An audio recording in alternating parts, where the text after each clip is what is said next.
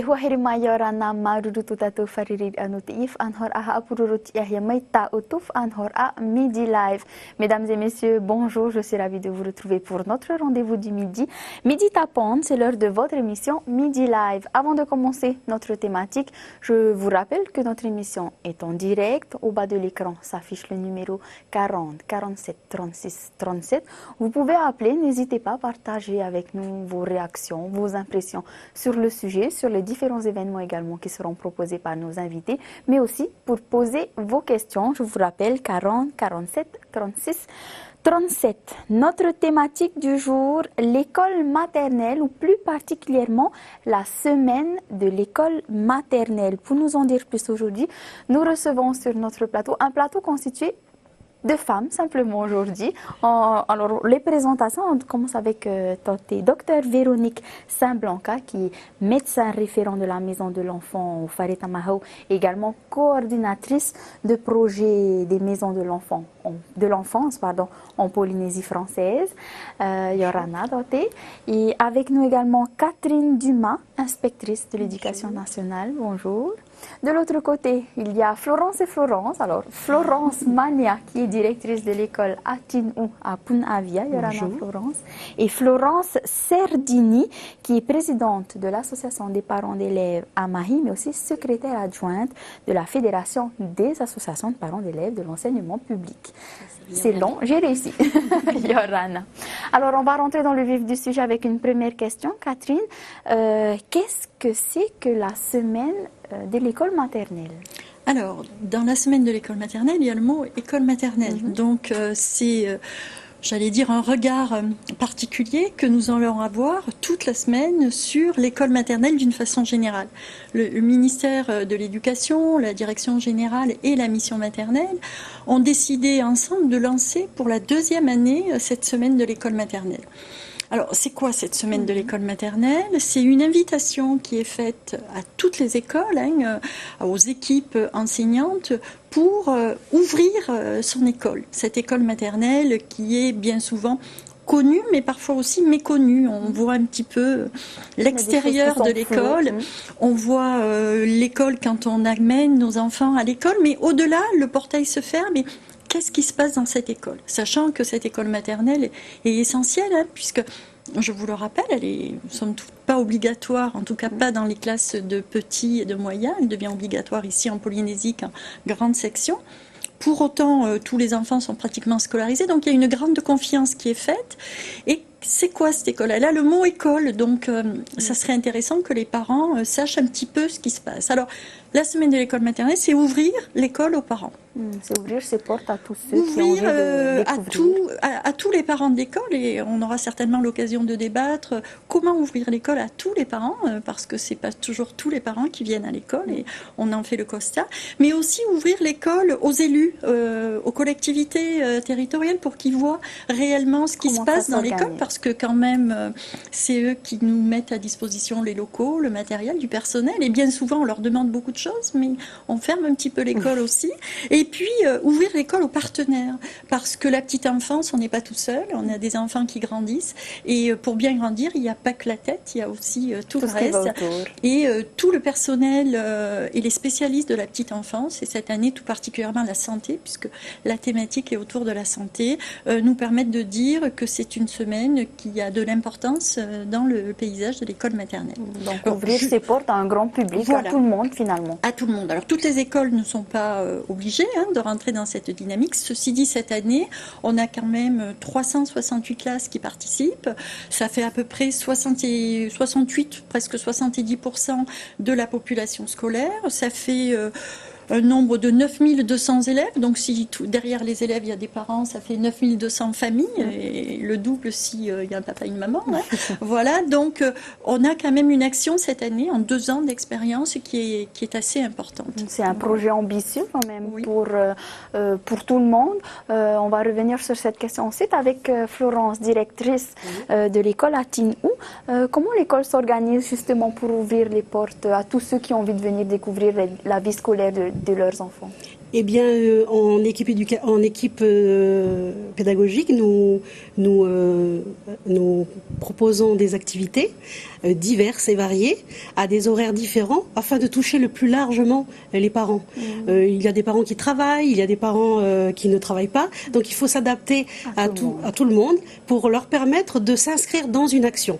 Donc pendant cette semaine, qui va démarrer donc lundi prochain, du 29 février au 4 mars, eh bien les parents peuvent s'inscrire dans les différents ateliers proposés ou les différentes actions menées par les enseignantes de l'école. Oui. Et donc justement, est-ce qu'on peut avoir des exemples d'ateliers? Oui, qu'est-ce que tu proposeras au sein de Atinou? Alors par exemple, au sein de mon école, il y aura un café débat sur comment je peux aider mon enfant pour sa réussite scolaire et qui sera mené par la psychologue scolaire du groupe scolaire Punavai Atinou. Ce sont des intervenants extérieurs, des professionnels qui interviennent. Tout à fait. Voilà.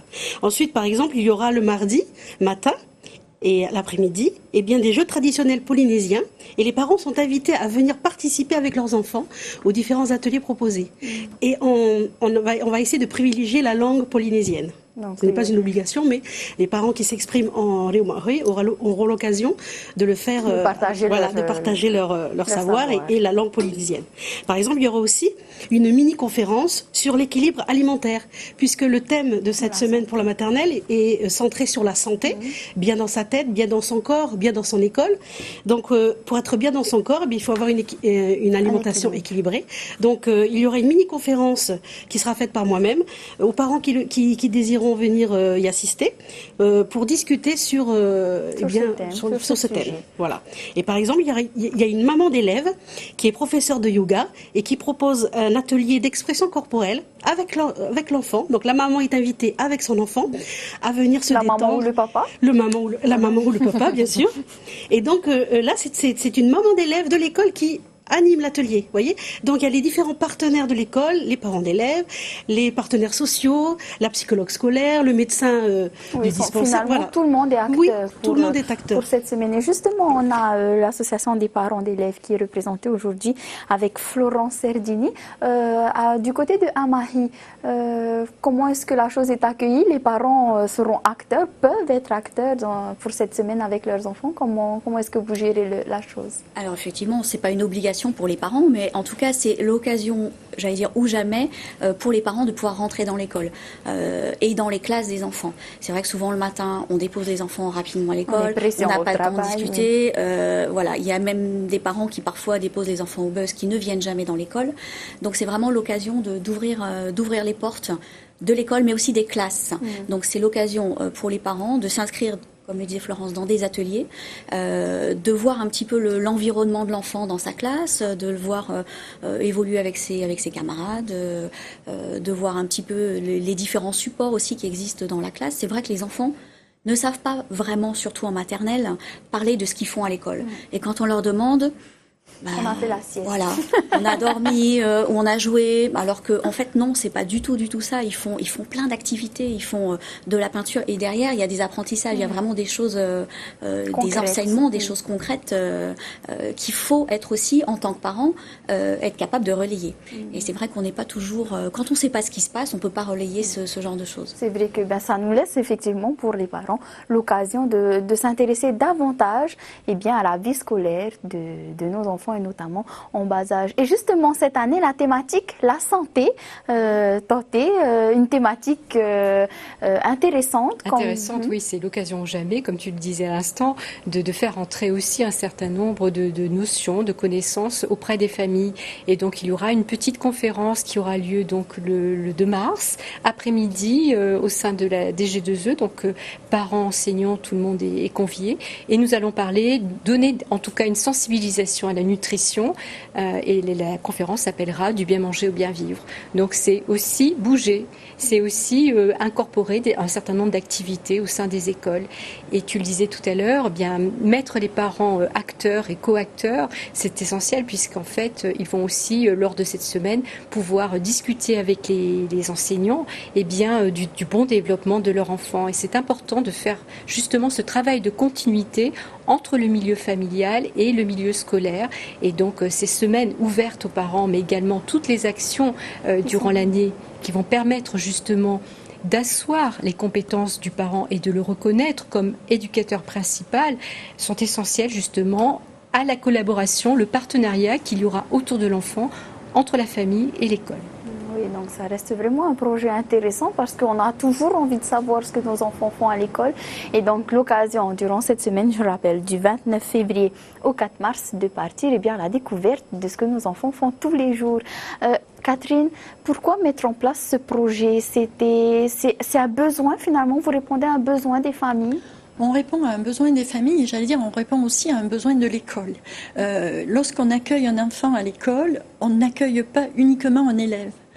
J'insiste sur le mot enfant. On accueille un enfant et un enfant, il ne peut être bien organisé que si la famille est en phase avec ce que fait l'école. S'il y a une opposition entre l'école et la famille, on sait très bien que l'élément captif de cela, ça va être l'enfant. Et qu'un enfant ne réussira pas sa scolarité s'il y a des tensions entre la famille et l'école. Alors, ce que l'on montre aux parents, bien souvent, c'est de l'événementiel. Les parents viennent volontiers à la fête de l'école, à un voyage.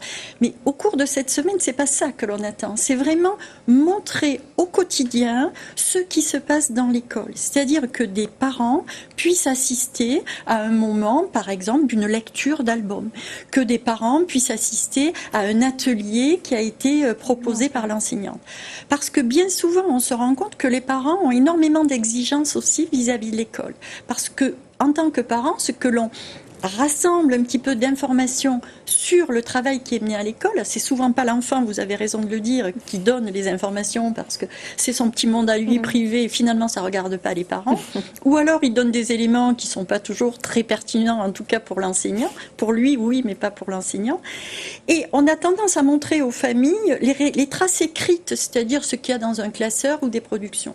Ce que l'on veut montrer aujourd'hui, c'est qu'à l'école maternelle, pour qu'un enfant grandisse harmonieusement, c'est qu'il a besoin de traces écrites, mais ce n'est pas suffisant. Il a aussi besoin beaucoup, parce que son développement est comme cela. Quand on est tout petit, on a besoin de bouger, on a besoin d'agir. Et montrer que quand on agit à l'école maternelle, on est aussi en train d'apprendre.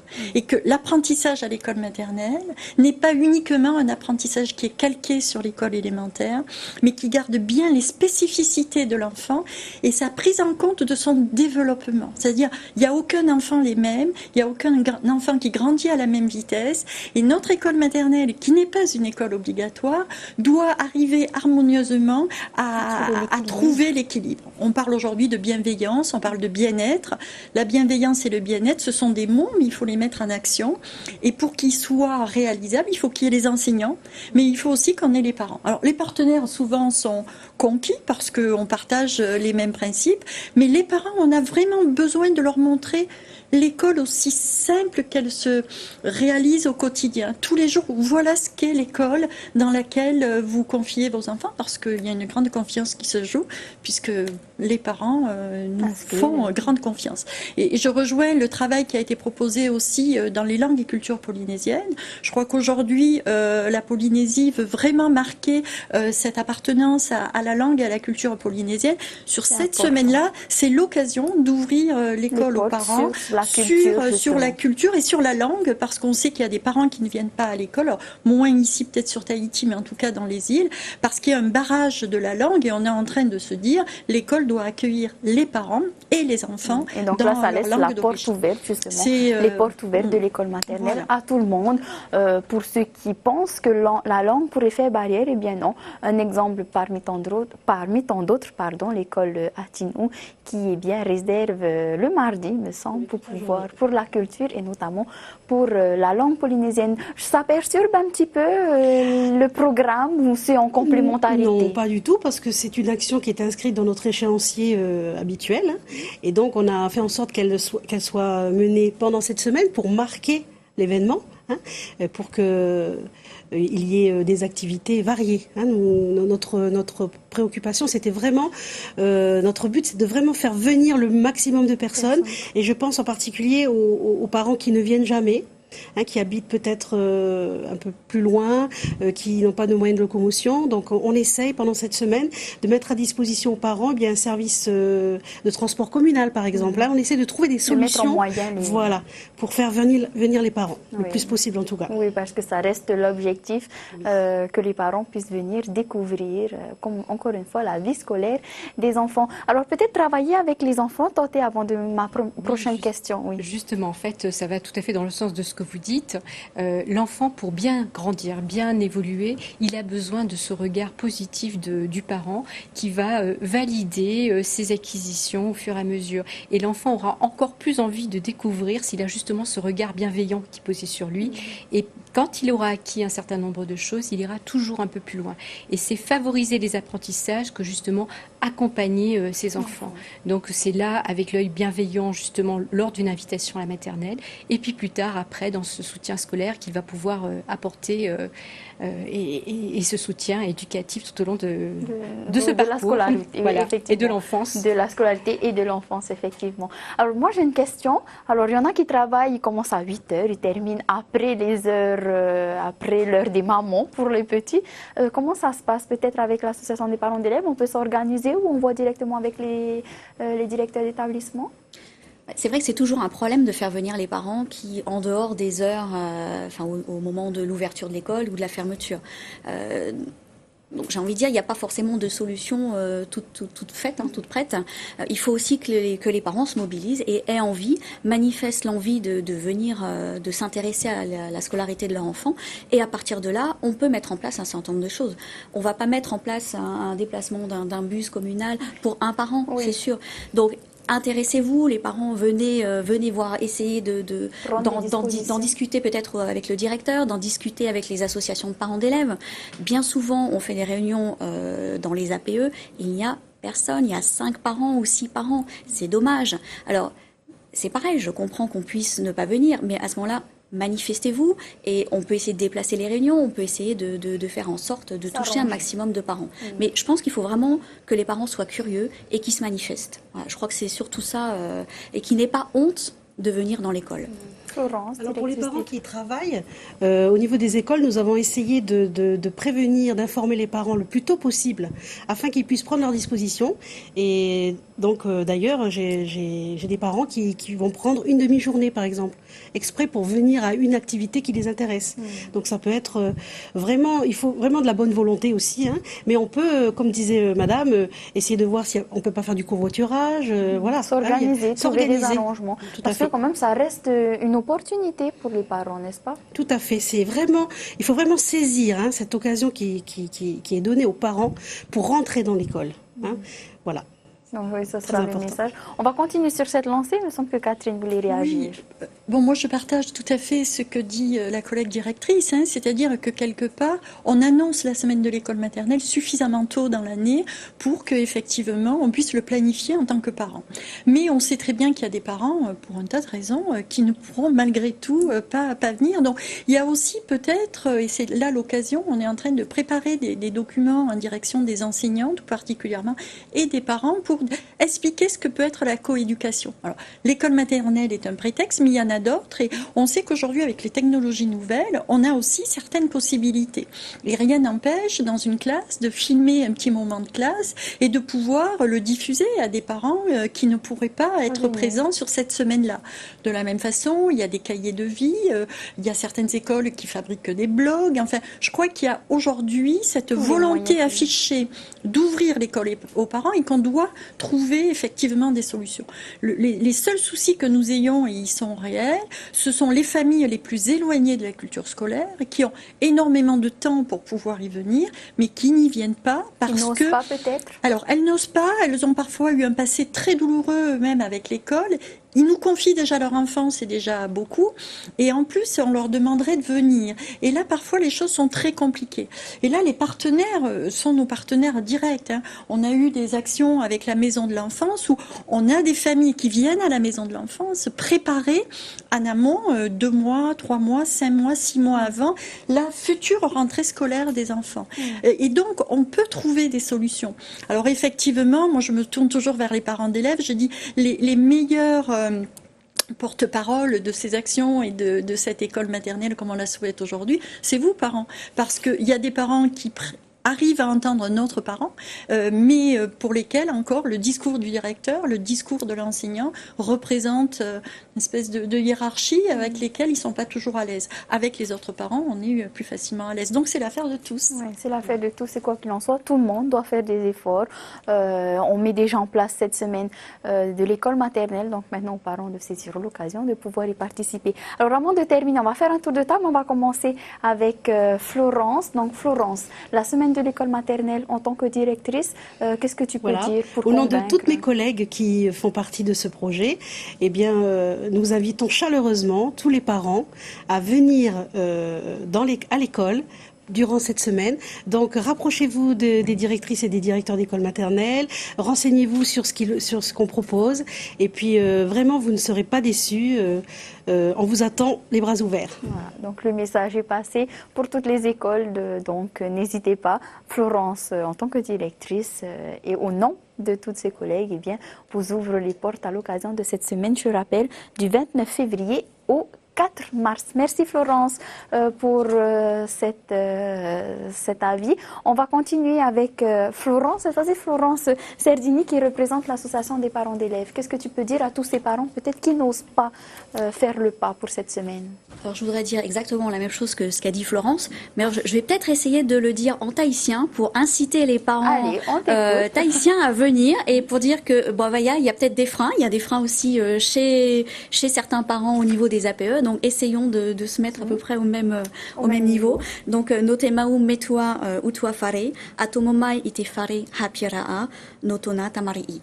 Je ne sais pas si c'est très correct, c'est mais bien je pense dit. que le sens est passé. Oui, le message est passé et on va continuer sur cette lancée. Nouria Homa, tmautua fare titito manhini yara auto, ap emait yef anhor anor tumait mo fare hapira, tuathei. Donc, les écoles maternelles vous ouvrent les portes pour tous les parents.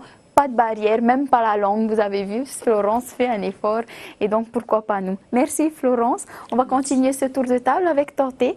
Un mot sur... Oui, dans le cadre de ce partenariat, c'est bien aussi de commencer à présenter l'école avant peut-être et déjà travailler cette séparation en participant à des lieux de socialisation, d'éveil du tout petit et également d'accompagnement à la parentalité. Donc j'invite les familles aussi à venir dans les maisons de l'enfance ou c'est des espaces d'accueil du Farita Mahou. Ça va permettre justement de travailler cette mise en œuvre et cette mise en route vers l'école. Oui, donc tout un travail à faire et on a toutes les structures qui sont mises à disposition, notamment la maison de l'enfant au Farita. Merci Toté d'avoir accepté notre invitation. On va terminer ce tour de table avec Catherine Dumas. Un dernier mot pour clôturer cette partie. Alors, un dernier mot, j'allais dire, l'école est ouverte, ça y est, on a ouvert les portes. On a invité les équipes à rentrer dans ce dispositif. Nous, ce que nous espérons, c'est que l'année prochaine, il y a encore plus d'écoles qui participent et peut-être qu'un jour, toutes les écoles maternelles participeront.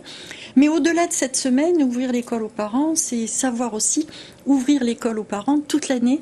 Et le prétexte de cette semaine, c'est faire ce que nous faisons aujourd'hui avec les partenaires, avec les médias, pour qu'on parle de notre école maternelle. Mais la réalité doit se retrouver au quotidien dans la classe. Le 4 mars, les portes de l'école ne se refermeront pas. Et au contraire, j'étais hier avec certains enseignants, ils m'ont dit, mais une fois qu'on a commencé, c'est tous les jours que l'école maternelle est ouverte aux parents. Donc voilà, on est dans un processus, les portes sont ouvertes et l'année prochaine, il y aura encore plus de portes ouvertes, je pense, sur l'ensemble des écoles maternelles en Polynésie. En tout cas, merci à tout le monde d'avoir accepté notre invitation pour aujourd'hui. Et donc, le rendez-vous est donné à partir du 29 février et ce jusqu'au 4 mars. Eh bien, renseignez-vous auprès des directeurs d'établissement, auprès des associations des parents d'élèves pour savoir si l'école où votre enfant est inscrit, l'école maternelle où votre enfant est inscrit, participe à ce projet ambitieux. Merci encore une fois à toutes les quatre et bien pour de prochaines thématiques sur l'enfance, on reste en contact. Très bien, merci.